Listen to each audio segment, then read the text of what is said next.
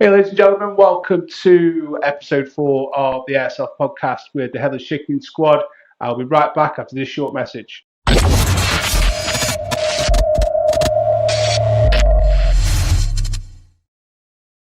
Welcome back. How the hell have we got to episode 4? It's going thick, it's going fast. And as I promised, we would have the best of the best in terms of guests. And today we're going to do things a little bit differently. Every single podcast we've done so far has been remote. Today we've got a little bit of a studio set up, and I am delighted to be joined by the gentleman that actually got me into Airsoft, the CEO of the Headless Chicken Squad, the mastermind behind the chaos. Please welcome special guest for today, Flexie, aka Paul, CEO of the Headless Chicken Squad. How are you, mate?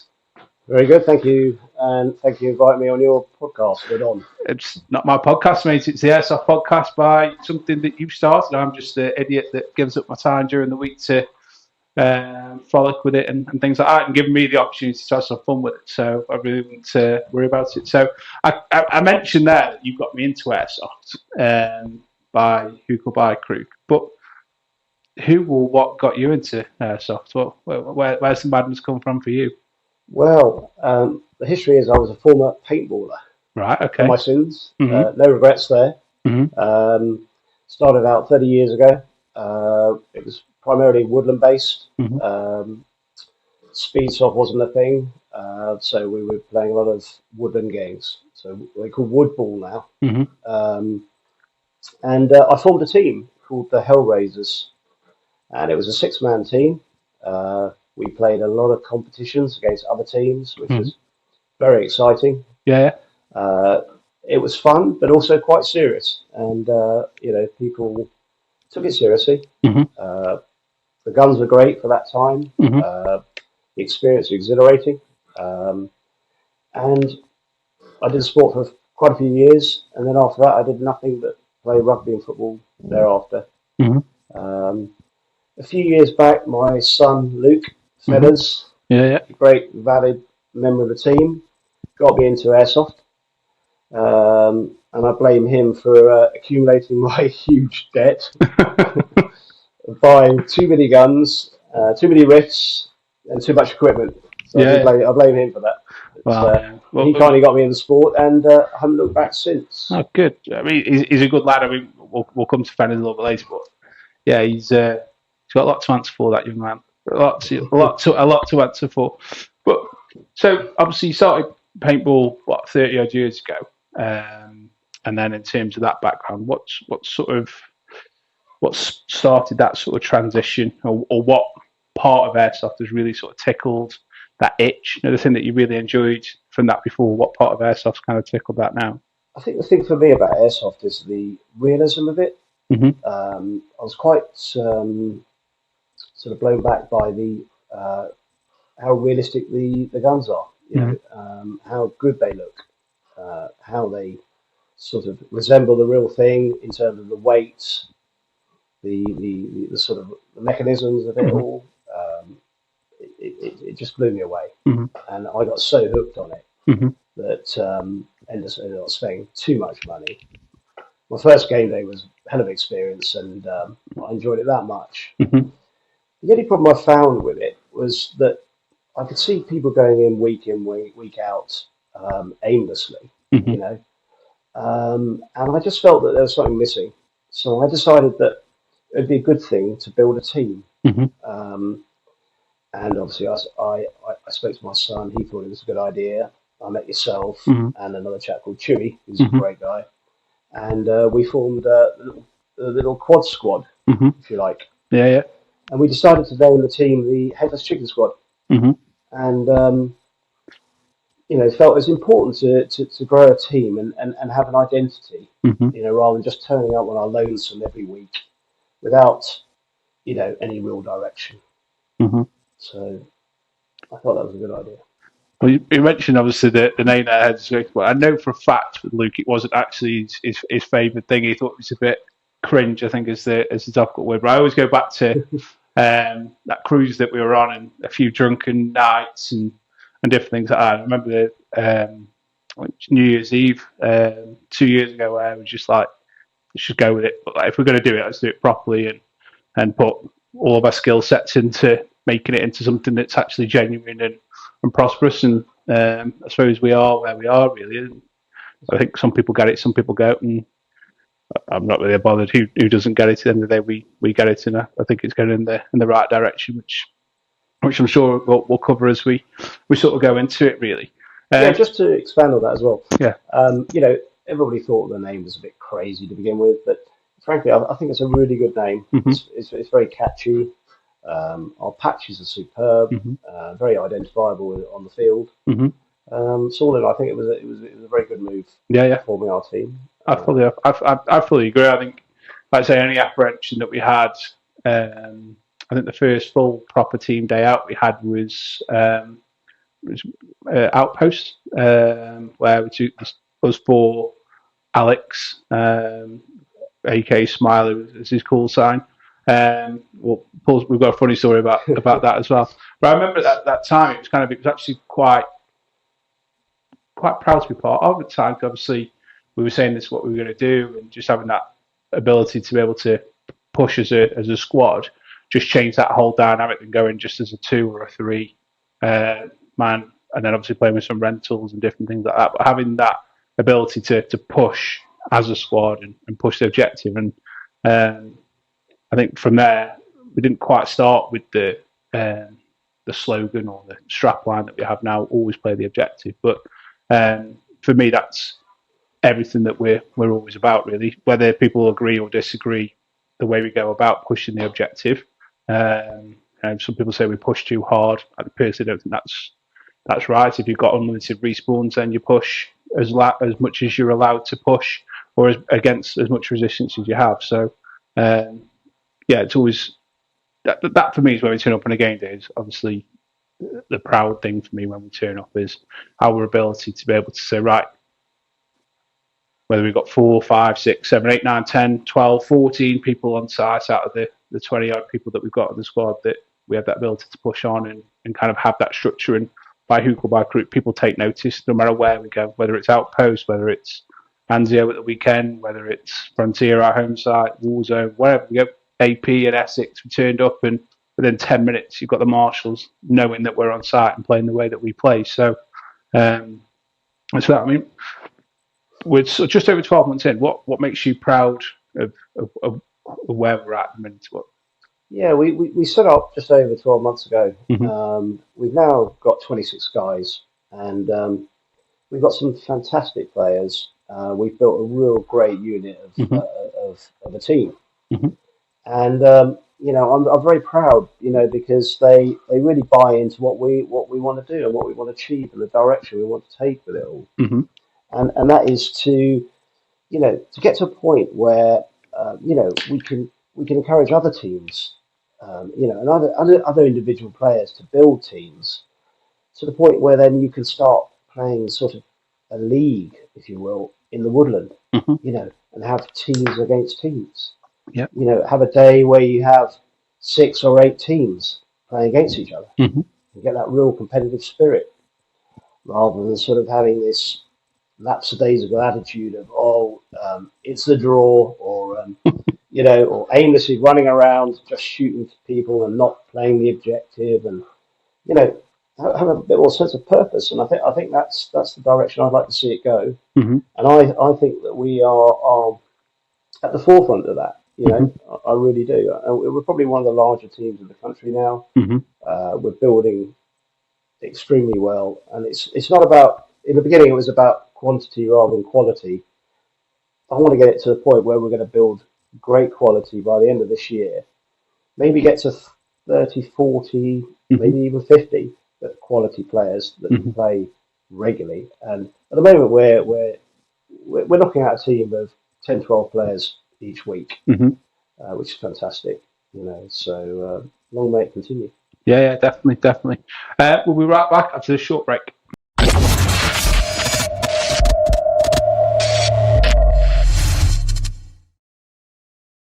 Welcome back to section 2. I'm joined by the CEO of the Headless Chicken Squad, call sign Flexie. Before the break, we were talking about how we kind of got started, the Headless Chicken Squad, and where we're kind of at with things at the moment. following on from what we did in the first section, I suppose the next section is kind of what would you say for anybody playing airsoft is the top benefit of being part of a team?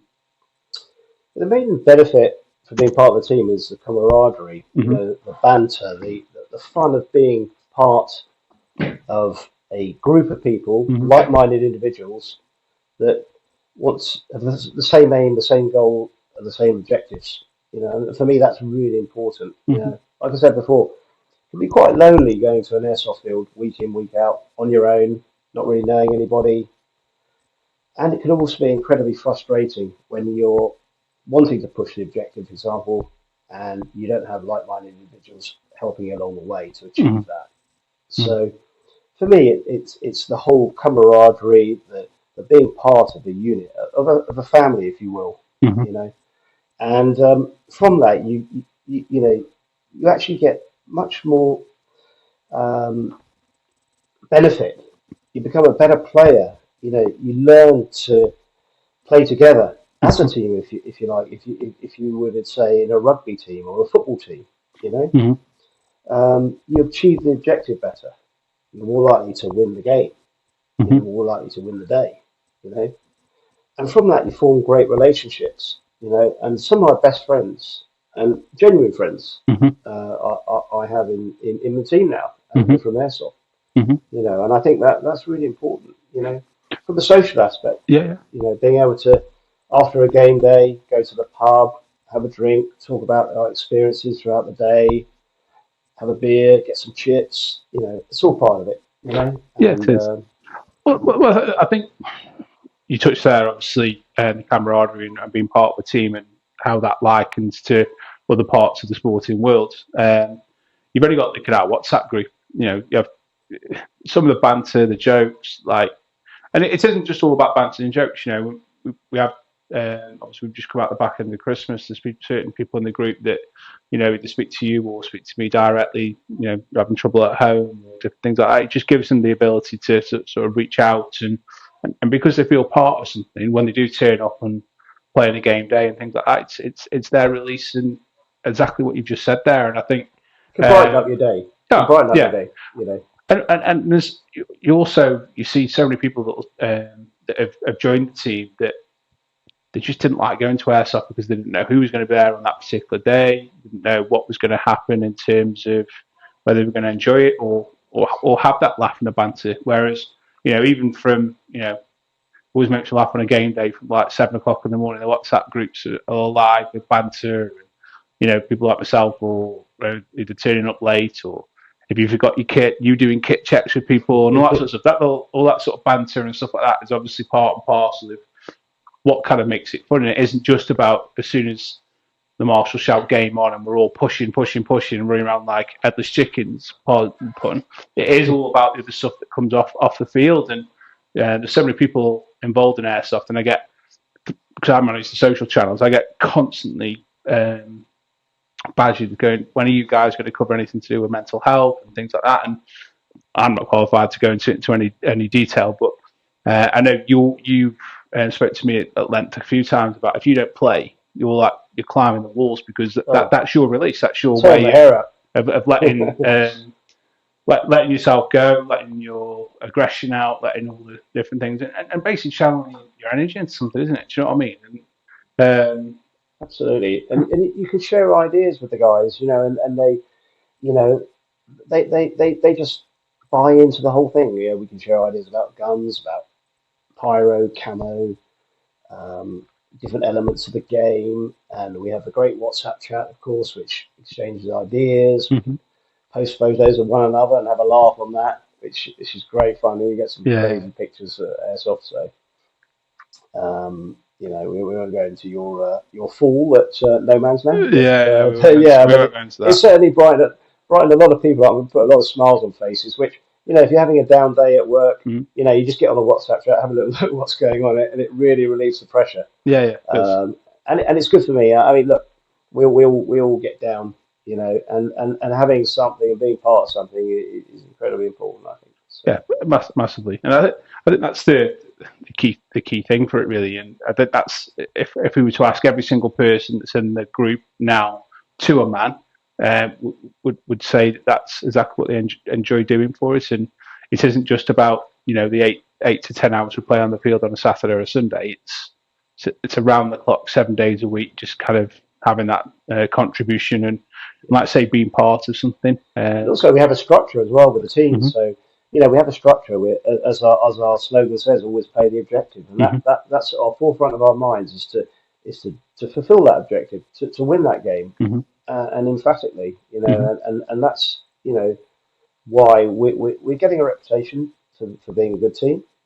Some like us, some don't like us, but I'm not bothered about that. At the end of the day, what's important is that we're happy. We're doing the right things. Yeah, exactly. I mean, I think that kind of comes back to, obviously, we touched on this in 2 of the last episodes in terms of people, whether it's a sport or not. Forget whether you think it's just a sport. We find it as a competitive game, sport, hobby, whatever. And it's that competitive element that I know I personally love. Yeah, I love all the tinkering and the guns and things like that. I'm a gun tech, no, but as my knowledge grows in terms of parts, what's good, what's not, maintenance, all that different sort of stuff, even from attachments and things like that.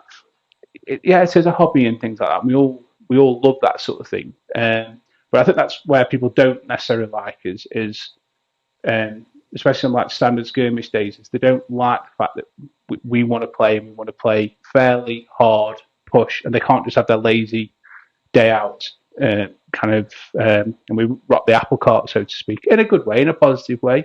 As Craig said last week, nothing worse than people that turn up on a site and don't want to play the games that they spent all week putting out for them. That's ultimately what site owners want. They want people playing the games that they've racked the brains to do, because that's ultimately what people have paid the money for. And all the tinkering and all that sort of stuff can be done during the week, but got to get that competitive element out and get it done. And one of the frustrating things is when they go to try and please everybody is, that's a draw, when it's clearly that it wasn't. But that's another conversation for another day. Agreed though. I mean, look, you go and play Airsoft to have fun, be competitive, and not muck about. It's not about mucking about. If you want to muck about, go to kids' playgroup, soft play or something. Not Airsoft. I'm in full agreement with this. And so you just have fun, take it seriously to a certain degree, play the game objectives, play the ones on. Yeah, exactly. It's just one of those things, isn't it? And like I say, we're never going to please everybody, but I know we have a lot of fun doing it, and there's a lot of people we play against that have fun playing either with or against us. So, I mean, on that, in terms of we talk about obviously benefits of being part of the team and things like that. I mean, we're 12 months in now, so it's like it hasn't all been sunshine and rainbows and things like that. I mean, as we move into sort of the end of the first quarter of 2024, what are your sort of main thoughts and plans on maintaining the team and pushing forward? I know you said you wanted to get to sort of 30, 40, but what about maintaining the core elements of the success that we've got at the moment? Yeah, it's very important to keep the interest in the team, to keep some sense of direction and fun, of course. So for the next, coming months, we've got some things planned. We're looking at doing a nice trip up to the northeast, have a weekend of that of Airsoft, Saturday and Sunday. Sites to be confirmed, but we're also thinking about taking a trip over to Belgium, which we know one of our friends, King Mustang, mentioned was a good time. So we'd like to try that. But I think overall is just keeping the interest and playing different sites regularly, traveling around, making new friends, building the team. I think that we've introduced a ranking structure now called the Rooster rank, and that's very important.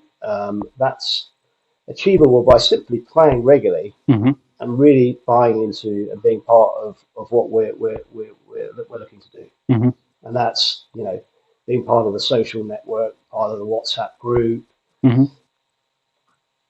giving constructive help and support to fellow team members, turning up on the day, playing regularly, all these things really important for the team. So we decide, the panel of the organisers decide, periodically who's now achieved that rooster rank. Yeah. And that's quite important because that's significant. That's to say that you are the elite of the elite, if you will. Yeah. And we'll decide that. We've already got now 7 roosters, if I'm not mistaken. Yeah, we're up to 7 now, yeah. And we're looking to take on more this year, within the team, of course. You don't become a rooster until you've been in the team playing actively. Yeah. But it's something that's earned and achieved, isn't it? And following up from what you're saying there, I think to maintain what we're about, we need leaders to do that.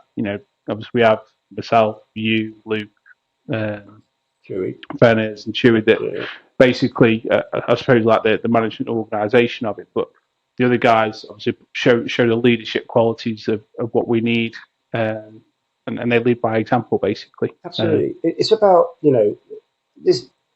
I know I'm the CEO, but that doesn't mean I'm the CEO for every game. And as we get bigger, there'll be a couple of CEOs, and there'll be a couple of leaders, and bossy boots, if you will, But at the end of the day, it's about stepping up the plate on the day, and it's about our team, about our players. It's all about a team of the players, not about me individually.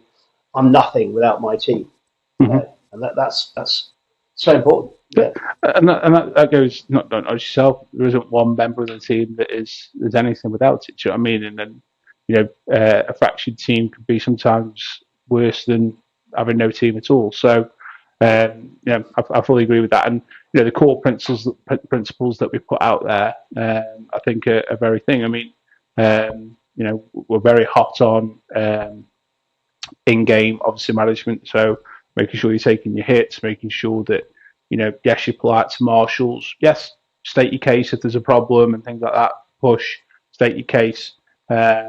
Once we walk off the field, kind, courteous, help everybody that we possibly can, because as we grow, there are a lot more eyes on us and different things like that, and people are out there to sort of shoot us down, so to speak. But as long as we've got our core principles and we're adhering to that, and that ultimately gives in a world of airsoft that has no real structure, for us to actually have some of our own kind of gives us that sort of guidance and a path to sort of stick to and kind of mediate through, really. So that kind of works in just nicely, really. Just to add to that as well, that our team is a very varied age group. I mean, we've just taken on 2 guys that are 15 years old. They're fantastic players. In fact, they're better than some of their older players. Oh, my experience out of the weekend, how good they were. Oh. So, our oldest player is probably about 60. We've got a fantastic structure in our team. We've got, like I say, a wide range of age group of players, but also we've got a very good tech in our team, which is invaluable, to help us modify our riffs, repair them, upgrade them, so on and so forth. Just general performance as well, just keeping them up to date. I mean, the amount of trouble I had in some of my AEGs last year, just absolute criminal, and I don't know where I'd be without him. So, without having somebody for that, I think that stops people. People walk away from airsoft because they spend X amount of pounds on a riff or wherever, and if there's just repeated issues with them and they haven't got somebody they can go to that they trust for guidance and doesn't cost an arm and a leg or having easy access to, it can be really, really frustrating because there aren't a lot of the retailers that are out there to help you with that. And I dread to think how much help and support that Earl, our tech, has sort of provided, not just us, but everybody in the team. And it's really good to see how well respected he is within the industry. And it's a massive coup for us to have as part of the squad, really. And I think with that as well, for him for his standing in the industry to turn around and go, look, yeah, I'll be associated with you and have his name linked to it is testament to where we've got to and where our standing in the game is, really. And also to add, we've got a fantastic cameraman now called Keep the camera. Yeah. And otherwise known to us as Snapshot. He's in the team. Mm-hmm. He kindly offered his services as cameraman at the weekend. It is a fantastic job. Yeah, it is, yeah. Super photographs.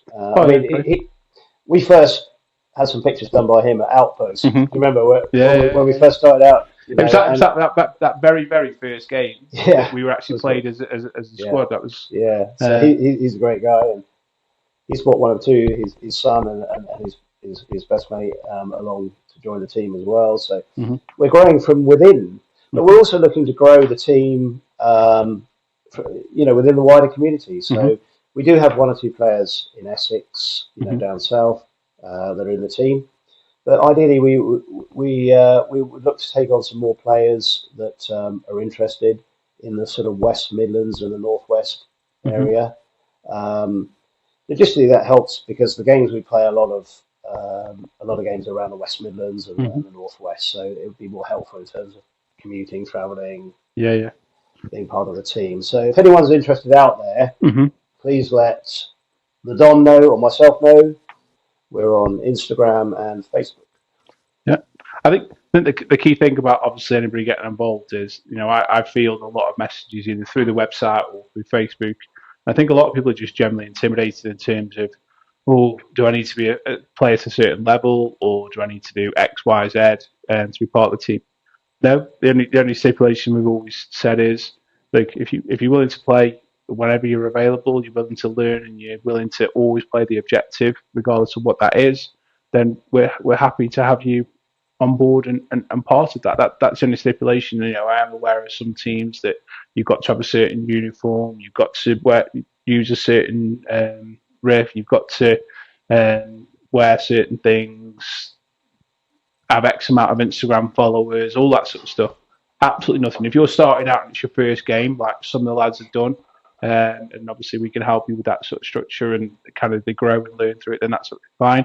Or if you're a seasoned veteran of the game and you're just looking to add a little bit of a different dynamic to it, hit us up. We can run with the best of them, and we can what's the word? We don't talk too wise. We don't stand too tall. Anybody is welcome, as long as you're willing to buy into what we do and kind of go from there, really. But yeah, doors are well and truly open from that point.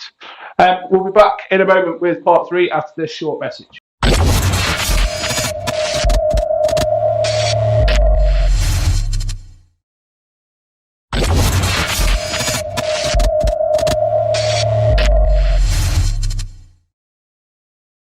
Welcome back for part 4. I'm joined by callsign Flexie, the CEO of the Headless Chicken Squad.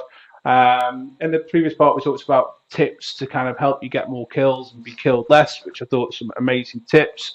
So we'll kind of, if you want to do that, we'll kind of break that into bite-sized chunks and be able to digest that as well. Now, obviously, we've got some of the more important stuff out of the way that we wanted to kind of cover. I just wanted to have a general chit chat about airsoft and stuff that's kind of going on, because we've both got a massive passion for the sport and everybody's part of the Headless Chicken Squad is.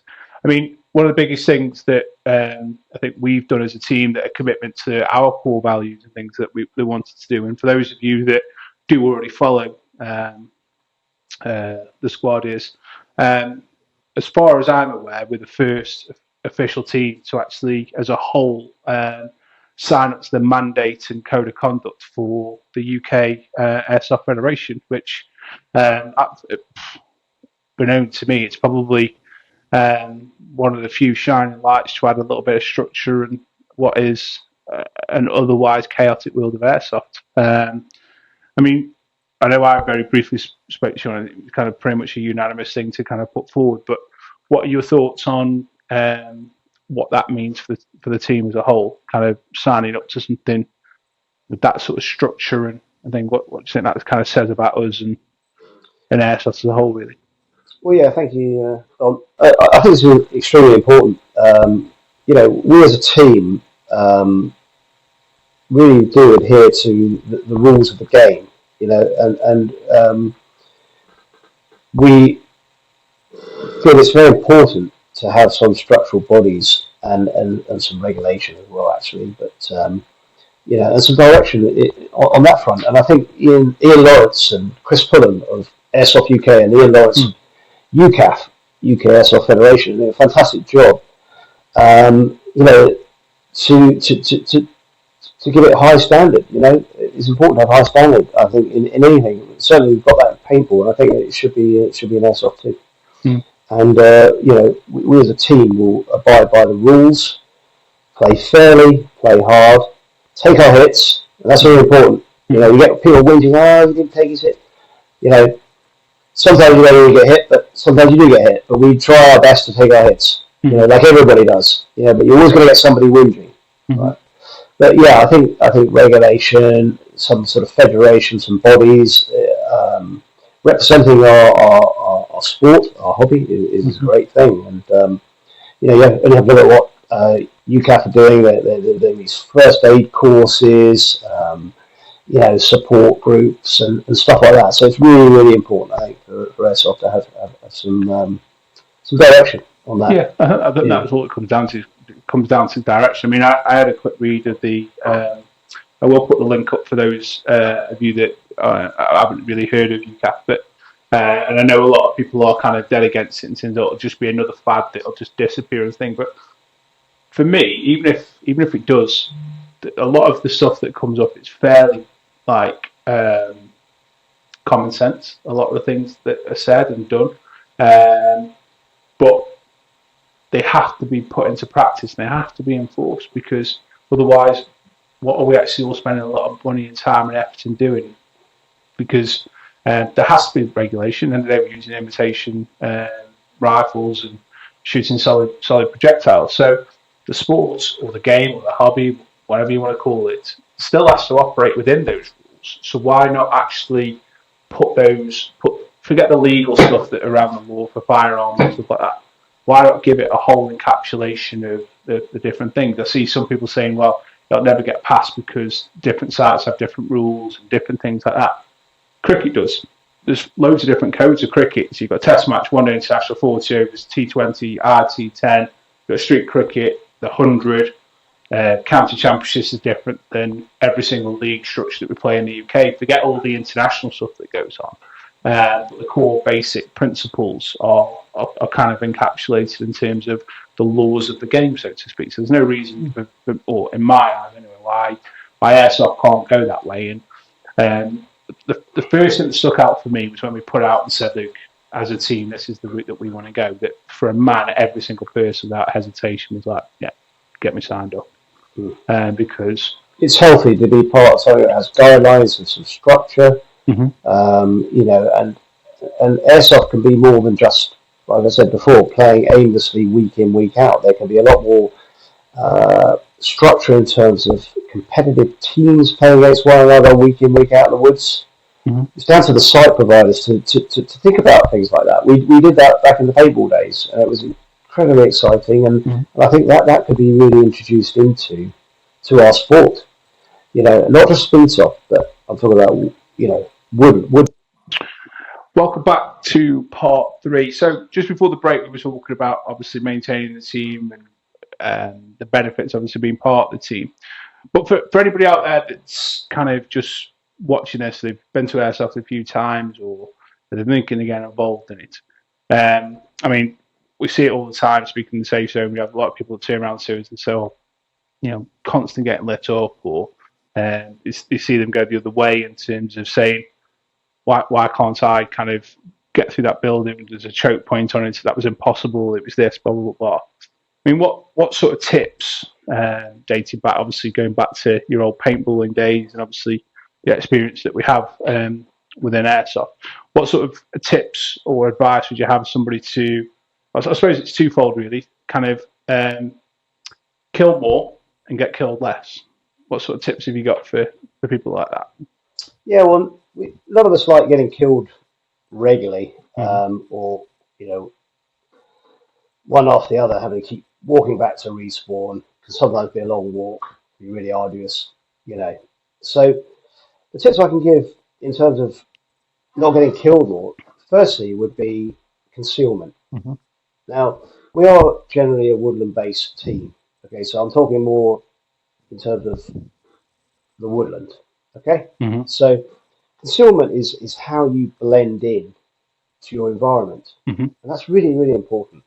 And that is one element will help you not get killed as much. Okay, so I do see week in, week out guys rocking up all in black gear, for example, or light tops and tracksuits and things. And yeah, it might look cool, and it's probably great for CQB indoor stuff.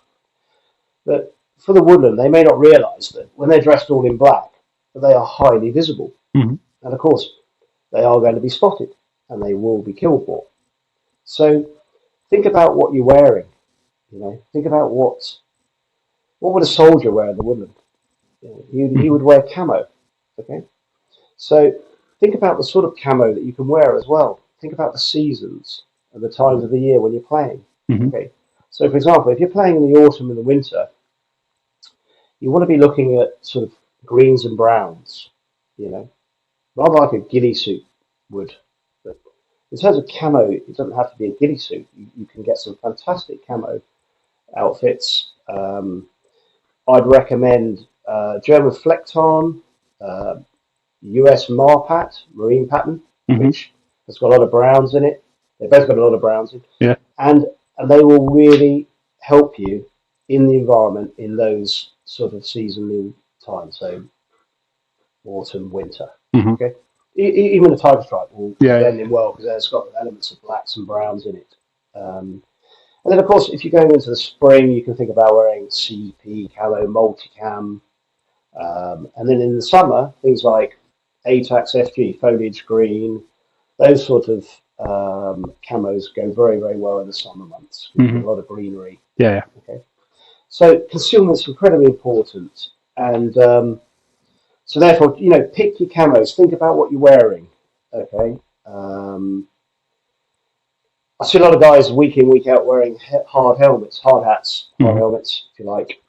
Yeah, they're great. They look cool.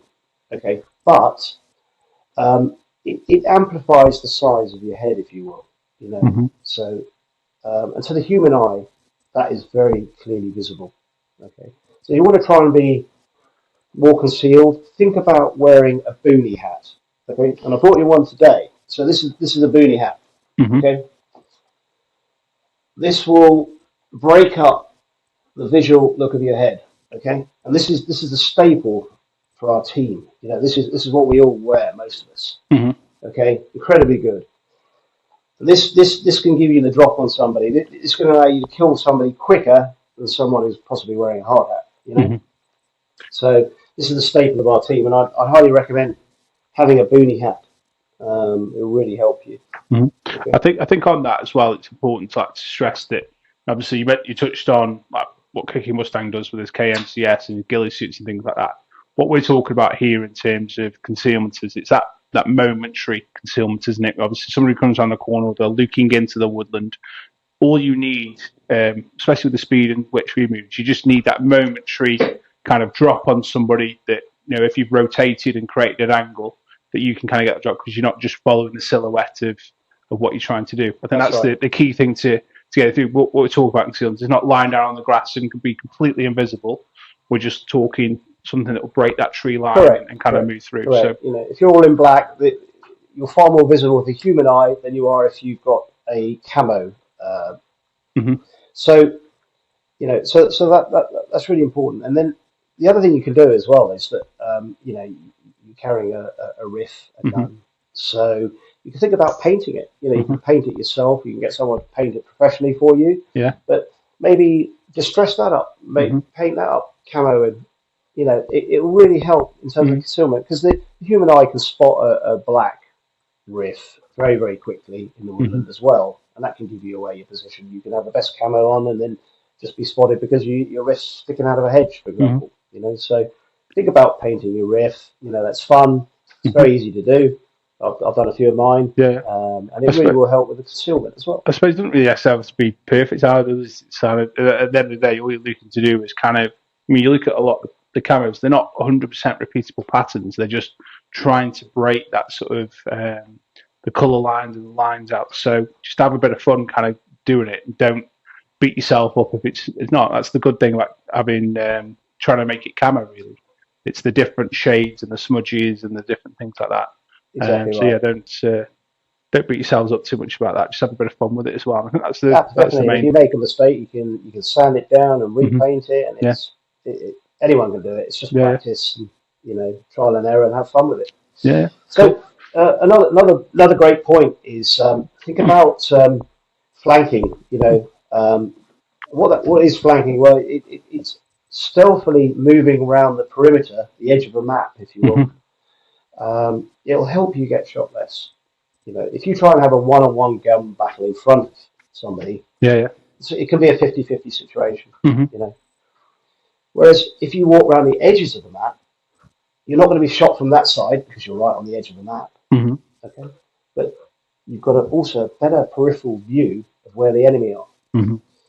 It also allows you to get behind the enemy lines, you know, without detection, and it's a surprise element. Yeah. And that way will give you more kills.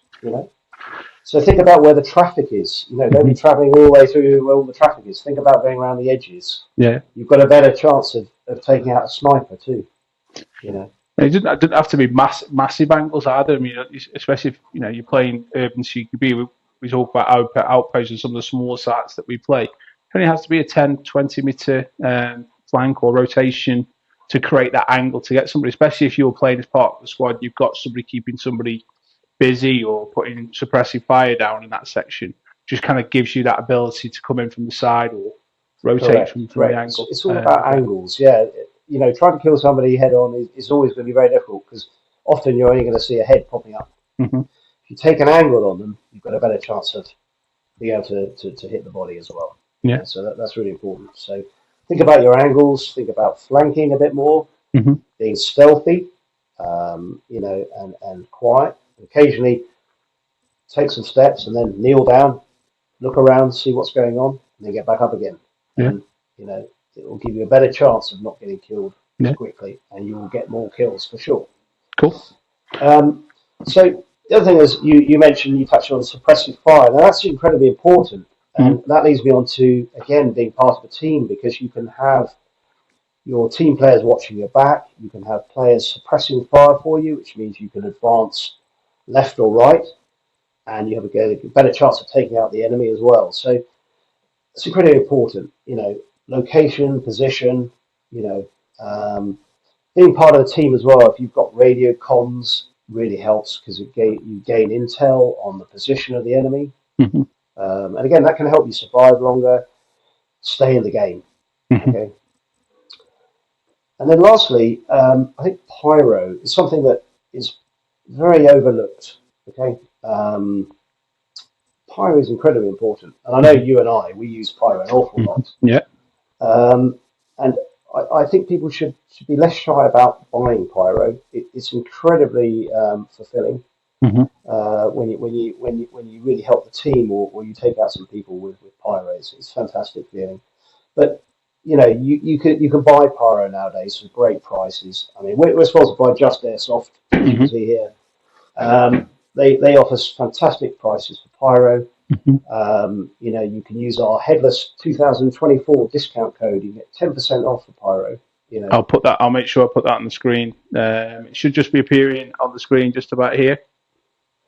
So yeah, so pyro is incredibly important, possibly overlooked. I would say make that part of your armory. I got a fantastic 2-man kill in a room playing at Anzia at the weekend. They're not very grateful to me for it because I probably deafened them with a massive flashbang. But it was incredibly useful because some of our teammates were getting shot out trying to get into the room, breach the room. So I simply said, "Move out of the way, guys," and we popped a big flashbang in the room, and that took the 2 players out. So incredibly useful, in CQB situations, in woodland situations, and also the use of smoke as well, which is great because you can blow out the enemy for a bit, and you can advance, gain a better position. Yeah. So again, that's all very helpful to. I think come back to, I think one of the biggest arguments that people have with that is it's costs again and benefit. And I suppose if you're just throwing it aimlessly, yeah, it is a waste of money. But if you're looking at it from a competitive point of view and you're part of it, then you can get extreme value for money. Like you could empty 3 mags of BBs for trying to clear a situation and putting suppressive fire down and things like that. But you can just literally get stuck. You can get put in a choke point, bottleneck. A release of some pyro can just, you can take infinite amount of people out, especially if people are sat in objectives or you're playing attack and defend, or if you're trying to if you're doing the attacking part and attack and defend, you can take out half the team in one building, can't you? With that, but it's also you've got to get used to knowing when to use them, how to use them, and also deploying them as well. It's what a lot of the reusable ones, you can get some real range on. You can get into them. I know obviously there's health and safety issues, and a lot of sites don't like the reusable ones to be launched any sort of distance, but the single use ones, you can get some decent range on them, and you can really sort of go behind enemy lines with them. And it's just same with anything. People spend all this money on scopes and lasers and all that sort of stuff. If you utilize pyro, just equally as important, and kind of do this. And again, if you same as anything, if you shop around and you do things, I mean, same with BBs or things. If you turn up and buy it on a side there, you're not going to get as good a deal than if you planned and shopped ahead and kind of different things like that. It's about having it as part of your armory and budgeting for it and different things like that. I wouldn't even dream of going into a game without at least having a flash or a smoke on, because you just never know when you're going to need to use it. Exactly right, and it's money well spent. It really is, providing you use it. Take a pause for a minute. If you're in a gunfight and you're not succeeding, think about, well, what else can I do to flush this guy out? If you've got some pyro on it, ideal, and that really worked and proved itself at the weekend. Well, not just go back to, we're probably talking March, April last year, where we again talk about Anzio, the mini gun game, where basically we were up against our small team of blues up against the whole Marshall team and the other team with miniguns up on a gantry. And it wasn't just one person popping smoke. As a concerted effort, we put a whole blanket of smoke down. Smokes, 3-4 smokes. Basically, stop them seeing it in advance. Things that once we got into range, took them all out. Took them all out. And that was the whole game that should have lasted an hour was over and done in 3 or 4 minutes, because it's a controlled, concerted effort. And if we hadn't used it, we just kept getting mowed down by the miniguns that were sat on top of buildings and stuff like that. But again, because they couldn't see where they were shooting or who they were shooting, or if there was anybody there to shoot at all, we were able to get within range, take them out, and sealed the deal. It was the best way to do it. So I mean, hopefully those sort of tips, ideas, experiences will help your gameplay going forward and enable you to get more kills and less deaths. Try it, see how you get on. And people, even if somebody just takes one section of that and it works for them, do you know what I mean? Like, they might not have the budget at all for pyro, but if they can work on, one of those things, then and added that little bit of benefit too. But the important part of each one that you mentioned there is all comes back to being part of the team. So whether or not you're part of an actual structured team, if you think about every single game that you play on an airsoft field, whether you know the people on your team or not, depending on what colour armband you're using, you are part of the team. So whichever way you look at it, whether you're part of an actual named team or a structured team like ourselves, you turn up on an airsoft field, you are going to be playing as part of a team. And I think the more that is put across and utilised and contained, then I think it's only actually going to work out better, A, for the players involved, but also airsoft as a whole from that as well. So some really good tips there. We'll be back in a moment for part 4, where we're just going through some general topics of airsoft. We'll be right back after this short message.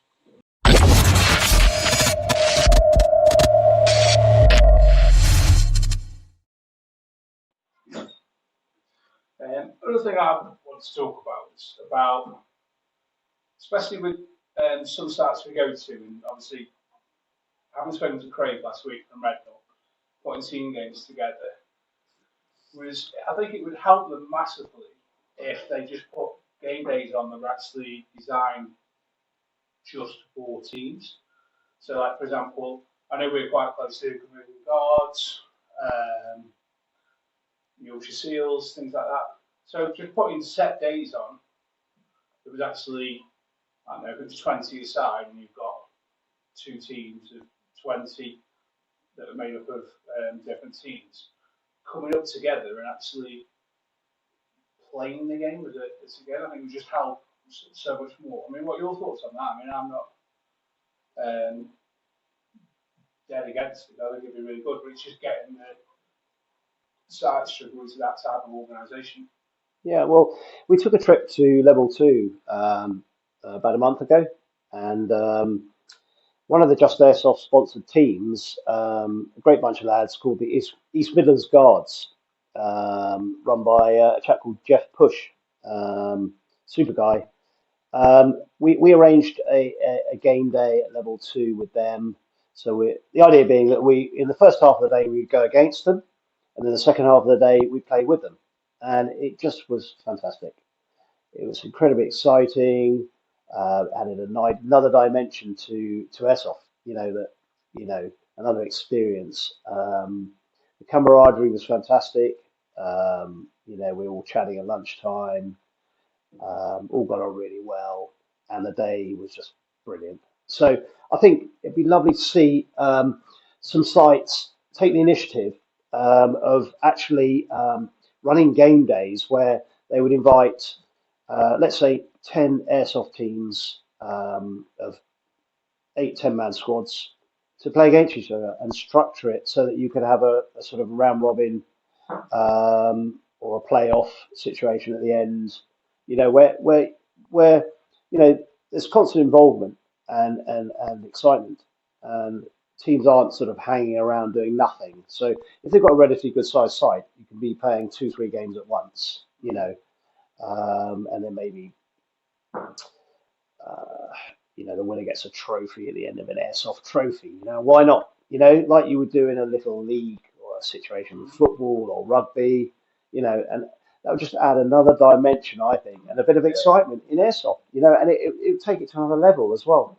And I think that's missing, because rocking up week in, week out, playing 200 players that, it becomes a bit mundane, it becomes a bit boring. And I think that's why we make sure we travel to lots of different sites, to have that excitement. But like I said, I think some inter-team days would make it very challenging, make it very fun and exciting. It'd be great for the site owners too. They're not going to miss out on income, I don't think. Well, I mean, going on to that, I mean, I did speak to Craig about it last week off camera, and I think he'd be open to that.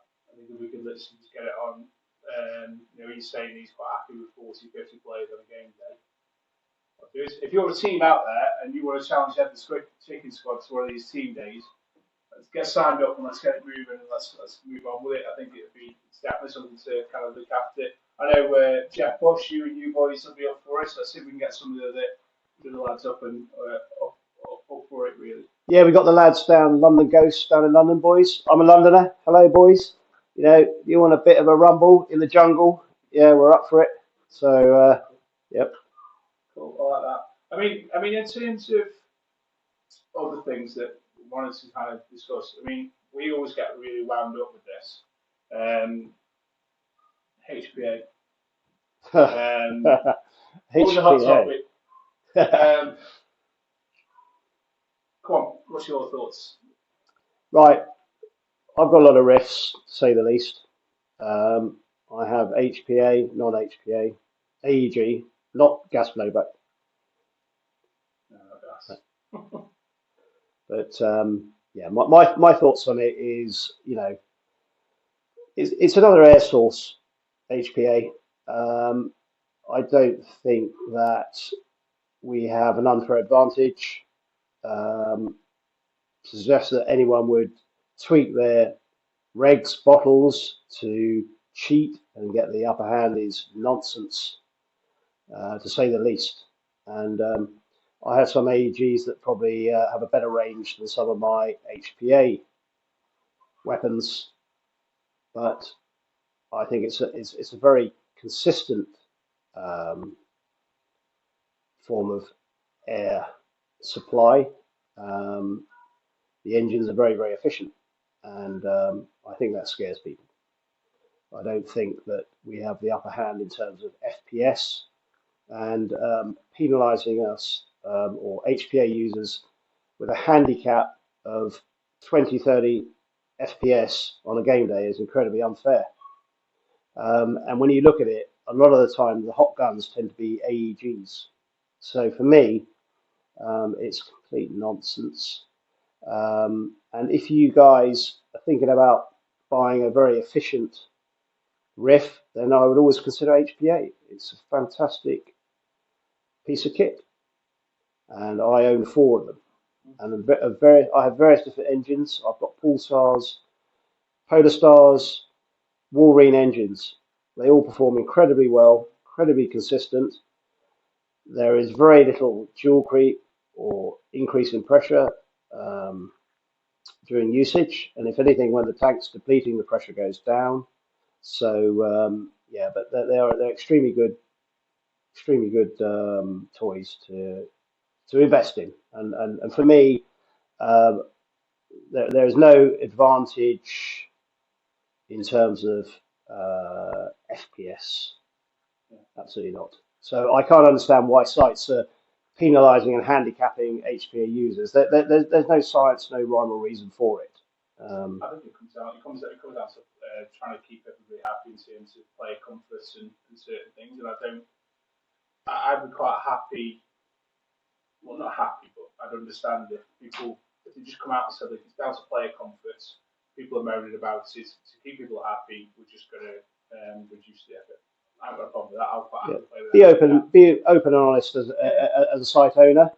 You know, don't try and pretend and try and baffle us with science, because you know, we're smarter than that, and we're playing in, week out with these instruments. You guys are running sites, so you know, just be honest up front. Say it's our policy for the comfort of new players and rentals. You know, and that's good enough for us. We'll accept that.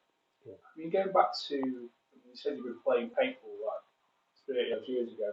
HPA was about then, surely. Like, it's not. It was CO2. It was CO2, and the guns were more likely to run hot using CO2 due to expansion, differences in temperatures. Now we're talking about air. It's a completely different phenomenon. So, and it was never an issue there, and there was never any situation where you know you would be compromised on FPS just because you had a slightly better marker than somebody else, for example, or you had a semi-electric marker.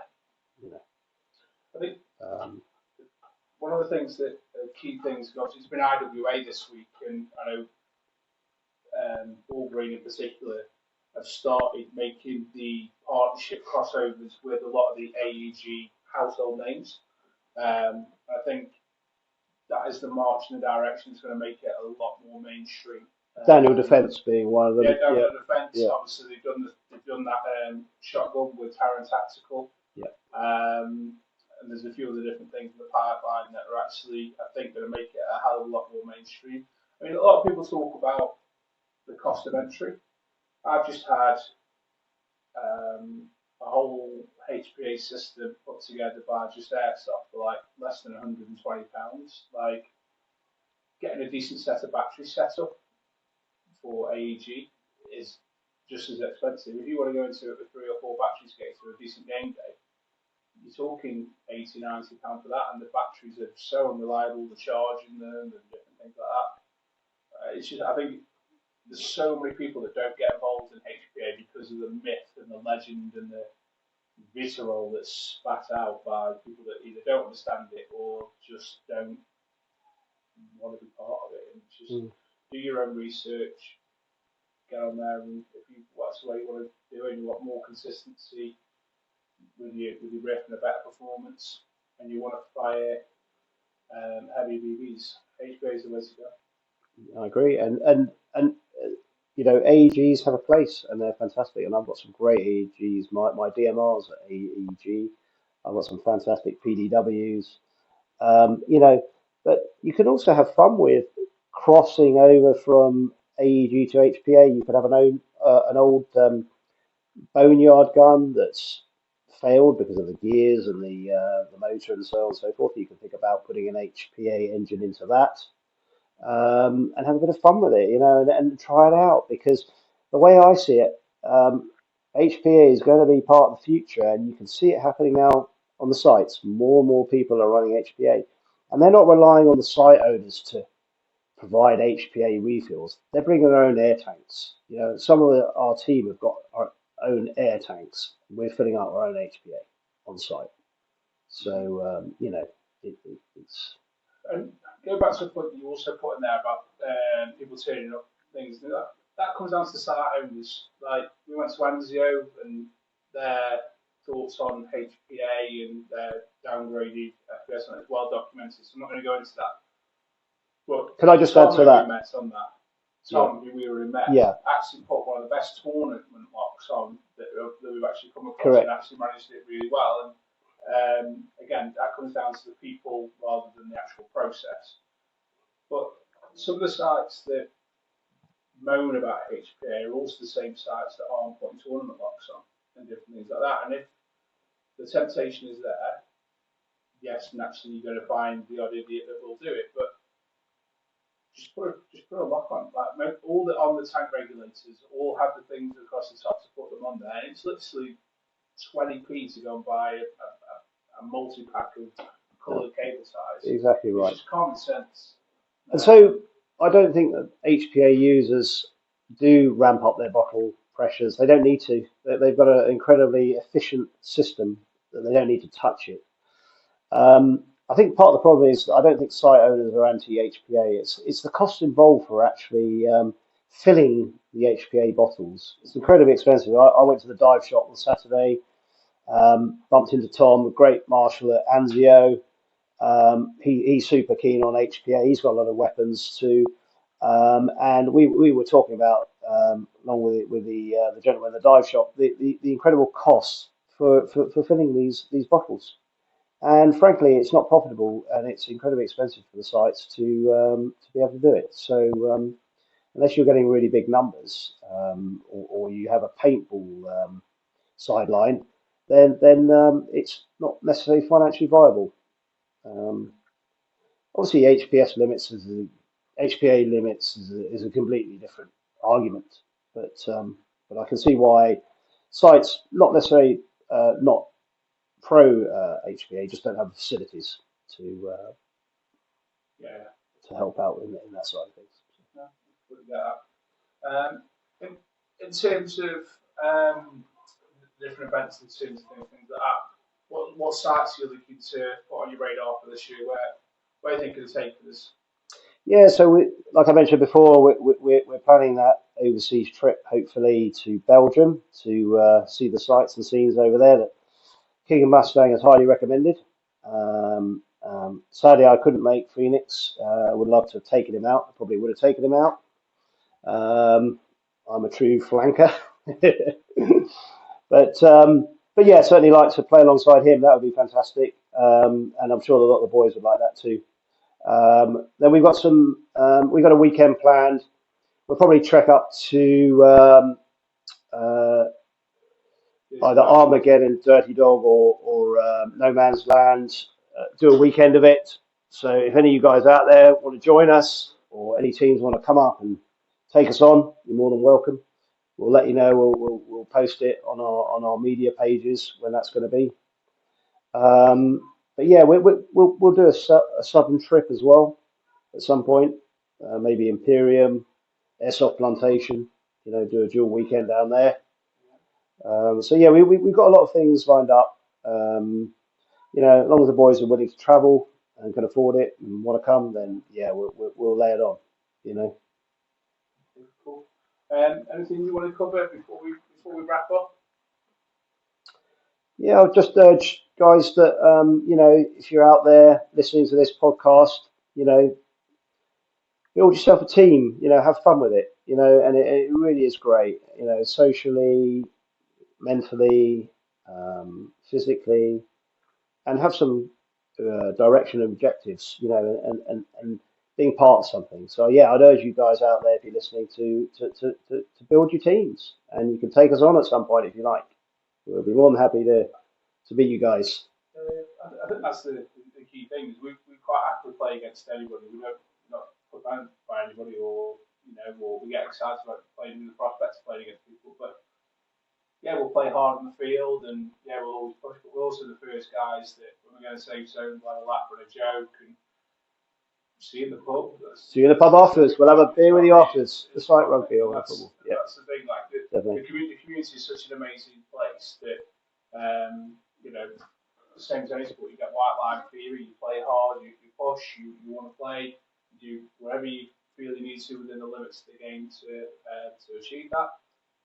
But then you get up and shake hands and you have a laugh and a joke about it, and you move on from there. Do you know what I mean? They're all the memories and stuff that we make about, and that's what we're going to talk about in years to come. So yeah, if you're a team out there and you want to play against the Chicken Squad, sign up. We're up for it, and we'll play you anywhere, anytime, any place. But you've got to agree to come for a beer with us after. So that's them the rules of the game. So they're what we're signing up for. So. Thank you for watching episode 4. We'll be back next week with episode 5 with more amazing guests. Please don't forget, hit the notification button. Make sure you're finding out when all the new episodes are. Please comment, please share, tell everybody about the podcast. And I will see you next week. Good night. God bless.